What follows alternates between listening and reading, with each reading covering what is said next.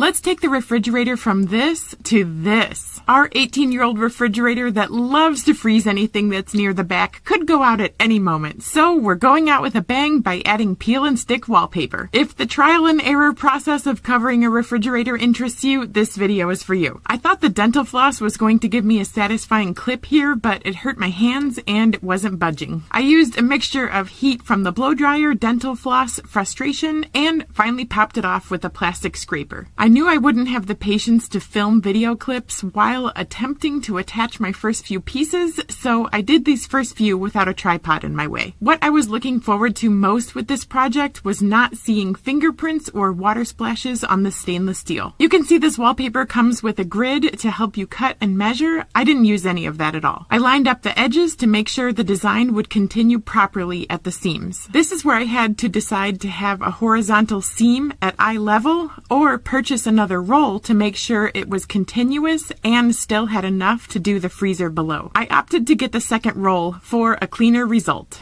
I slowly removed the adhesive backing while using my hand to smooth out any air bubbles. If I felt a bubble, I peeled it off a little bit and reset it until it felt smooth. Here you can see how I went around the edge of the doors to make sure I was getting out all those air bubbles. I cut the corners like how you would add upholstery to a piece of furniture. I found this process to be simple but time-consuming. The wallpaper is thick and easy to work with. The air bubbles were big and easy to smooth out. I can imagine it would be frustrating to work with thinner material like a shelf liner or a dollar store product. Here is where I completely lost interest, and instead of measuring perfectly, I just cut off the excess with a razor blade. This process gave me a similar result, so either way works fine. Here is where I learned the design wasn't going to match up perfectly on the freezer unless I purchased a third roll. My brain only gave me two options at this point: put the refrigerator to the curb and purchase a new one, or make it work with what I had. I cut out a piece from a scrap and covered a little spot to make the design look a little more continuous. I thought this might bother me, but it's been 8 months and it turns out I could not possibly care less. Fast forward to current day. I was filming a few after clips to create this story in my editing program and realized I had some pink spray paint left over from another project. I had previously painted the kick plate white. I think I just used like a primer I had around, so I made it pink and I love it. It has been 8 months and the refrigerator wallpaper seems to be holding up perfectly.